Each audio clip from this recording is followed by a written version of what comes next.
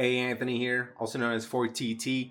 Today we're going to be having some fun. We're going to be going over to our local constructed event here at Reno, Nevada, the LGS, the Glass Die.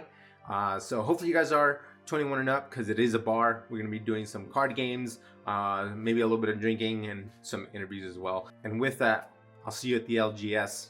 I'm going to take a couple things. So I got my deck, good old Pathfinder. Put that in there.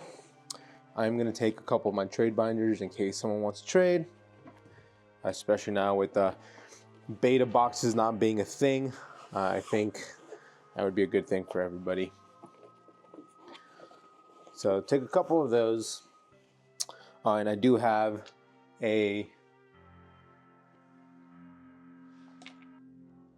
Kevmo with Treasure or Remix Treasure collab tracker, super good.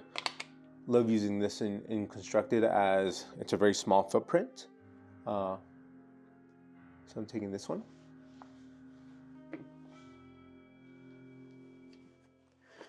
So I'll plop that in there as well.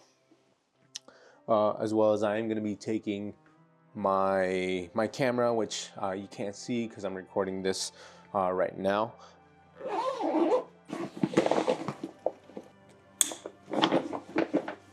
All right, looks like we're ready to go.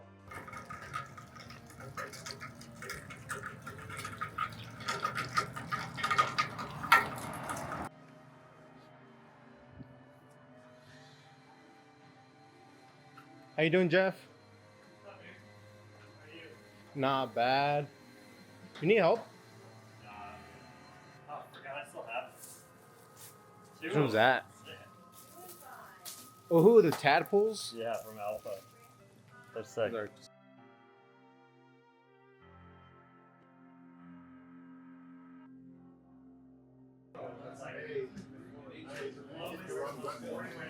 Right here. It's all alpha. Alpha bulk. Alpha bulk.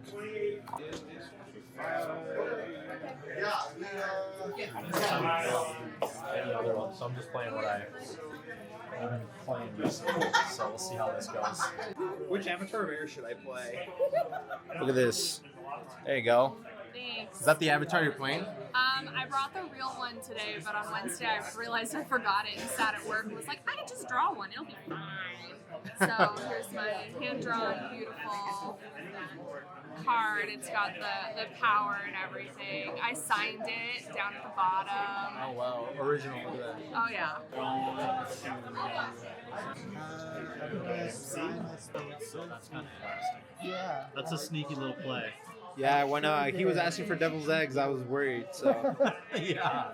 You know when Bronte's asking for cards before the tournament, you're in trouble. I did not sign mine. It has 0 power, apparently.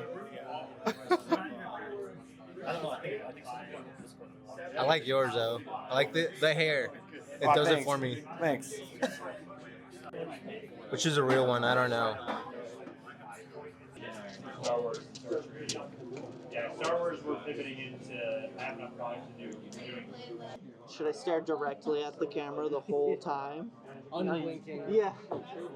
Here. I believe, like, U.S. Americans. Here is the future. There you go. So I guess first question is, who are you? My name's Bronte. I'm a local player here at the Reno scene, and I do the Death Door podcast. Kind of the first question. So, what did you think of just today's event in general? Today's event was really fun. We had a turnout of 12 people, which, like, blows my mind every time we get so many people. Yeah. I had a really good time. We played some awesome games, and I think that Devil's Egg and Angel's Egg are very, very good cards.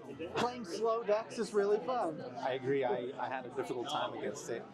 So, going into a second question. So, if with your experience, what element do you think is the best? And it could be a combination of elements, and there could be an obvious one there. But I mean, you know, Earth, Fire, Sorcery is my baby.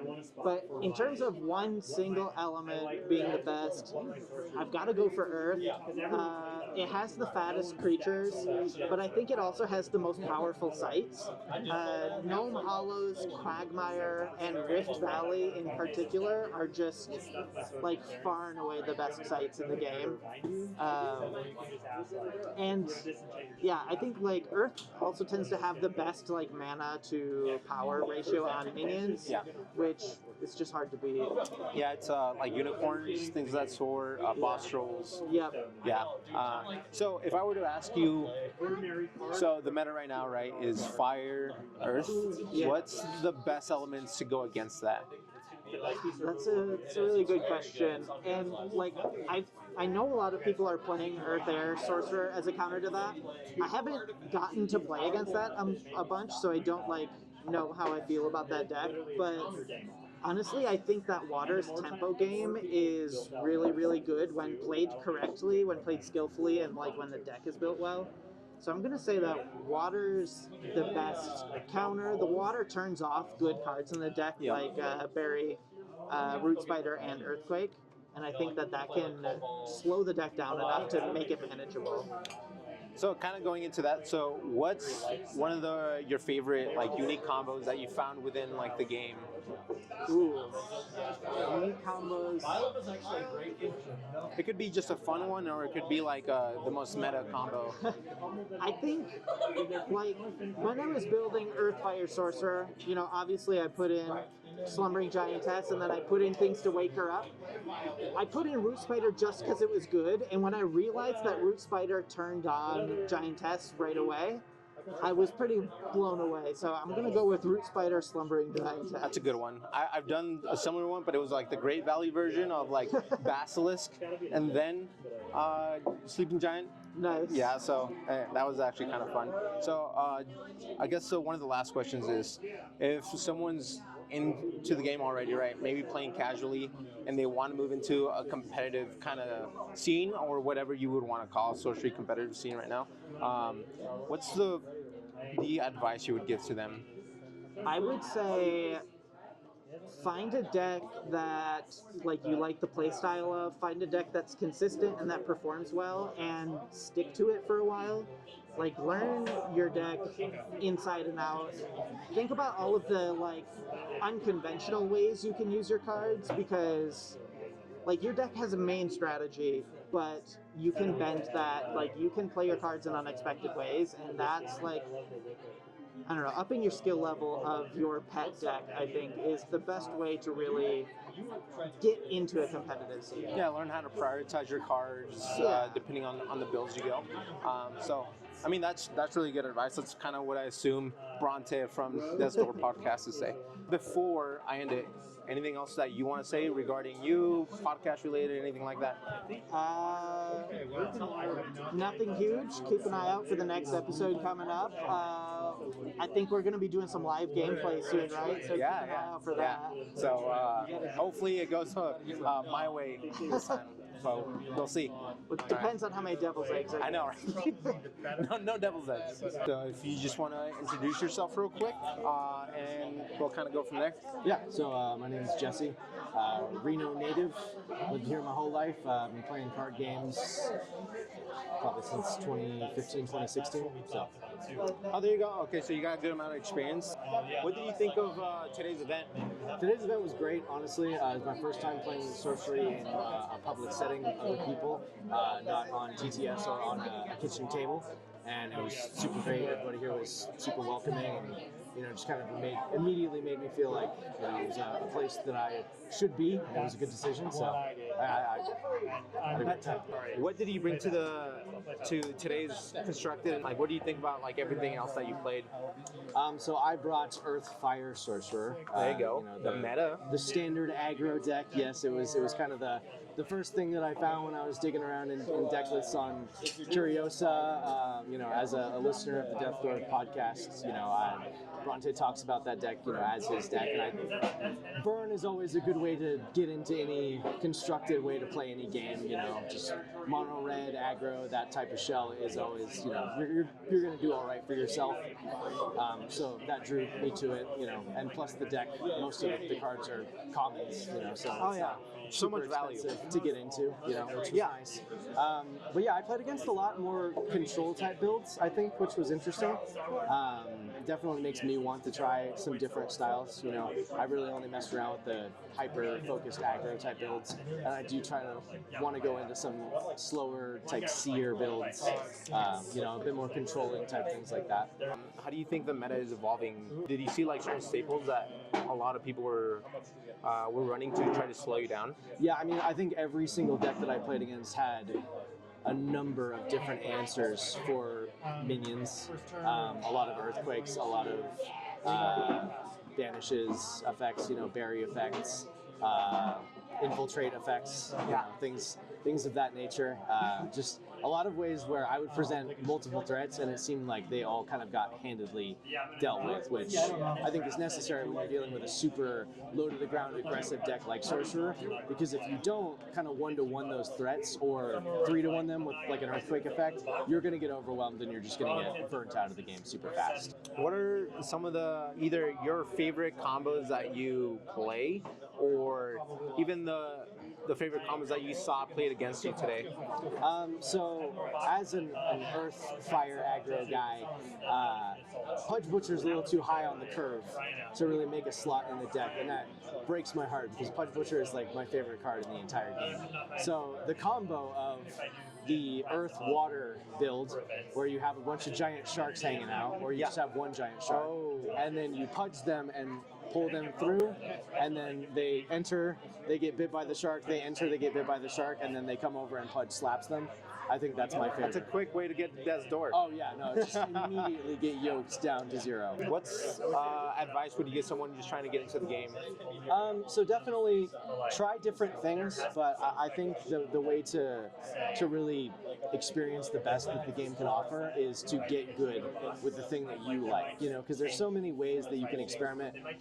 No one avatar or head of a deck is there's one way to build it. Like you can do so many different things with a sorcerer, with a seer, with even like an avatar of earth. You can build it in so many different ways. So it would benefit you to settle into something and then just try the different builds that you can do with that thing that make it your own and make it the most enjoyable for you to play.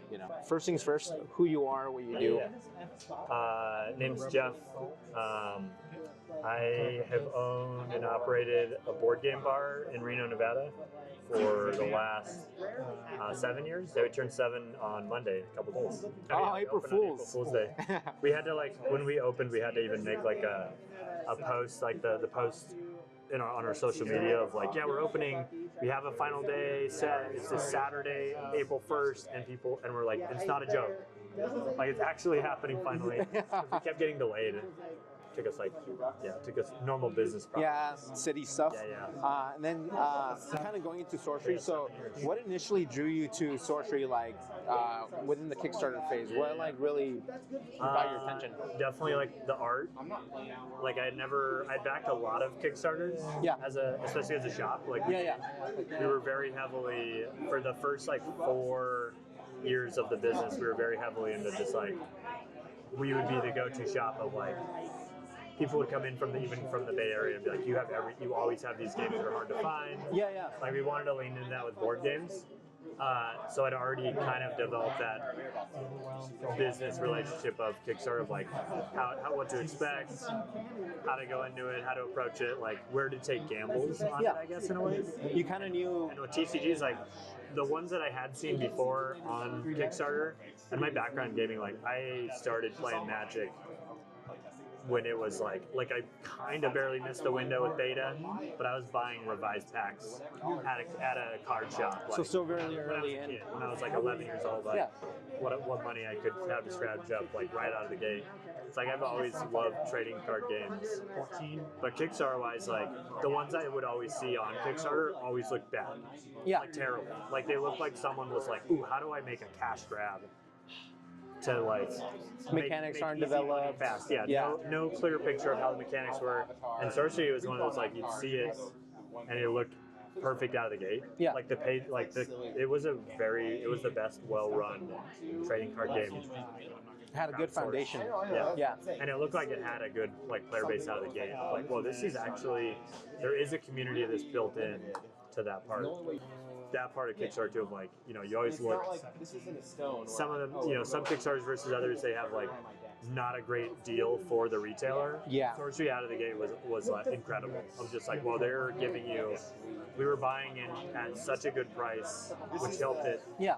And just seeing like that amount of support, where it's like, well, we're gonna get this many promos, like we're gonna be supported right away, to where it's less of a gamble financially. Yeah, you It's feel still like they got your back. like, tricky to like, okay, I'm still spending. I think Alpha I kind of went in bare bones with like, okay, retailer support is this. I think we spent like 4,000 on Alpha, somewhere in there. Oh wow. Which for me, I'm a small shop, so it was still a lot of like, well, I'm paying $4,000 to maybe get nothing. Yeah, out of It's not pocket. even guaranteed that it's going to be a thing. Because Yeah. games do, because a lot of those do fail. Yeah, like I mean, it's Kickstarter. There's nothing, Yeah. you know, There's out there nothing to to. go for it, like- Yeah, exactly. What did you do to like grow the sorcery community within like our area, right? So Yeah, like, it's tricky. Like out of the gate, once we saw products start flowing in, like we got our order delivered, and kind of immediately like looked at what we had and was like, well, this is 4 cases is not going to be enough. yeah, Like it was hilariously. I should have even at that point. I mean, could have, whatever. In hindsight, it's like, wow, I wish I could have ordered way more. yeah, So we had our 4 cases, and it's like, okay, well, the secondary prices were just skyrocketing like right out of the gate. Like, Yeah. people were starting where it's like, well, I don't want to price gouge the community because then no one's gonna go buy it. So we sold packs. We opened a case to open as just booster packs. Yeah. And we wanted people to kind of experience the feeling of going into a shop in '97 and seeing Magic and being like, whoa, what is this? And just buying it and opening it and looking at it and like being like without any like without even knowing what it was. Yeah. No one did. Like most of the customers who came in were just like, what is this?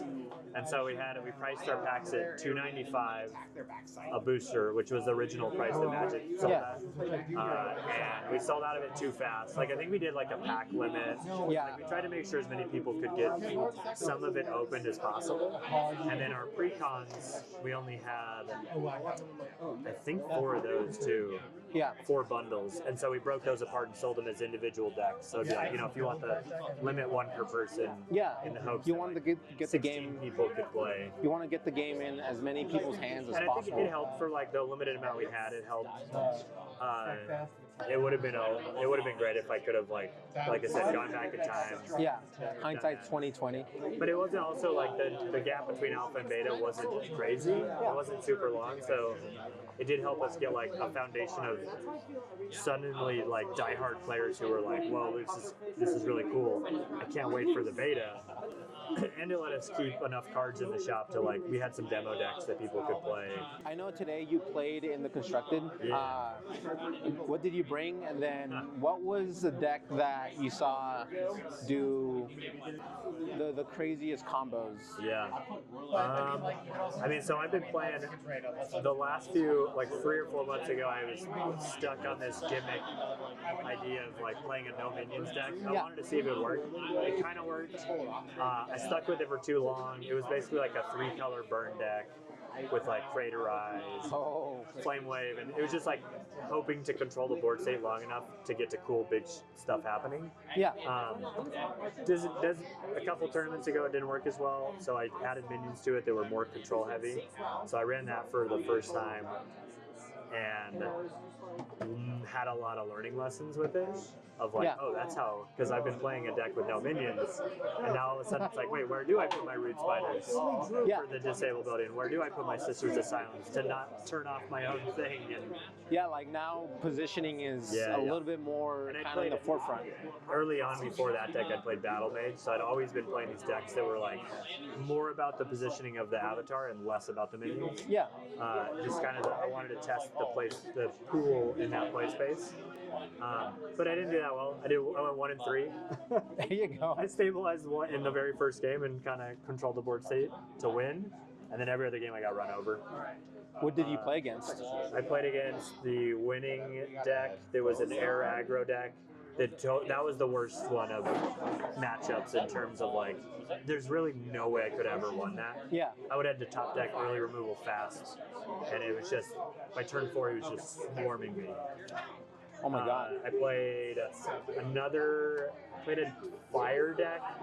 It actually did have a cool move where they gigantismed a sleeping giant into me for 11. Oh my god. Yeah, it was bad. And I thought I was like, okay, I'm gonna not in the worst spot, but I think I can come back from this. Not that. Yeah, yeah. But I think up until that Right moment, before. I think I can pull this off. Like I think next turn I might be able to, mix into a death dealer or board wipe kind of situation. Yeah, yeah. And it just turned into just boop boop. You take 14. Gigantism will switch, turn the table so quick. And it was funny because I used Gigantism against them earlier that game, but just with my avatar. Yeah, yeah. I teleport across the board and they're like, what are you doing? And then I Gigantism into him for 7, like punching him with my avatar. Yeah. And then teleported away. So I kind of did like hit and run. Yeah, just a hit and run, just like, haha. And That's a they cool were like, combo. wait, why are you over here? I'm just going to attack you next turn. And I was like, no, I'm teleporting away. Oh my god, that's a Teleport cool there, combo. They couldn't get enough in. Gigantism teleported away. But then the next turn, I was like, oh, I should have put a root spider down where they could block me. Yeah. And not let them, because they'd Imperial Roaded against me early game, and I'm just not used to playing against that. I don't like that card. Yeah, It's and tough to deal with. I should have opted to not play next to them and been slower on the ramp. Yeah. And I was like, no, that's great. I'll put a flame river fire right next to their road, so that I have a fire caster literally right next to their home base the whole game. And it's like, no, but they're just gonna attack me. Yeah. And I couldn't get a root spider there. It's tricky. Going into the next questions, this is more again as a store owner. Any advice you could give to a new store owner that wants to bring in sorcery, maybe with like Arthurian legends, things of that sort? I mean, that's definitely. I think I still am very hopeful for the game long term. Yeah. And we're in the very still short term of it, especially with the life cycle of the game. I think they're going to do a really good job of ironing out the distribution and just because I don't think there were big problems with beta. Yeah. I think there's just things they could fix and it'll be easier. I think for stores that are on the fence, like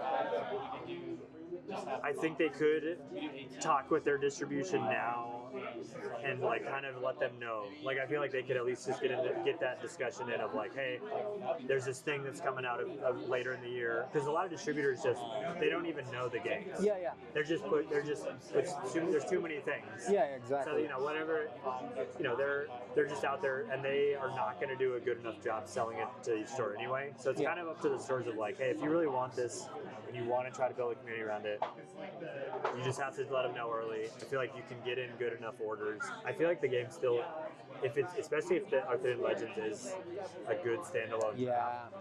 I don't see them not making it. And I think they did say that they want to make that set to be a good sealed I think it will be a good experience. sealed experience. And if it is, then the game is perfect on its own. Yeah. Like it doesn't. You don't have to be like, well, what if I get this set and people want the beta? It's like that's not your problem. You have the Arthurian Legends boxes, and you can run drafts and seals, and that alone is, I think it's huge. What are you most excited when it comes to, as a store owner and as an innkeeper? Like, what are you looking forward to with like Eric's Curiosa and like Sorcery Team, player or as a store owner? Yeah, I mean, as both, it's just like I hope the quality. I hope the quality always increases because it's already in a good spot. Yeah. So like, it would be cooler if it's like just better and better and better. It's not really realistic as a goal. Yeah. But It's something to work towards. Yeah. But I guess as a store too, I hope they can really push organized play in a unique way of like not excluding people, because it does kind of suck to not have a store near you. Like you could live in an area where you're like, the closest store that's even contemplating running the game is 300 miles away. Like that exists in the country. There's huge pockets. Yeah. And like, while there's always room for that growth to change, it might not happen. Like, a lot of stores don't want to take risks. Yeah. So as long as they can balance the promo support to be somehow like online and in person, and it would be cool.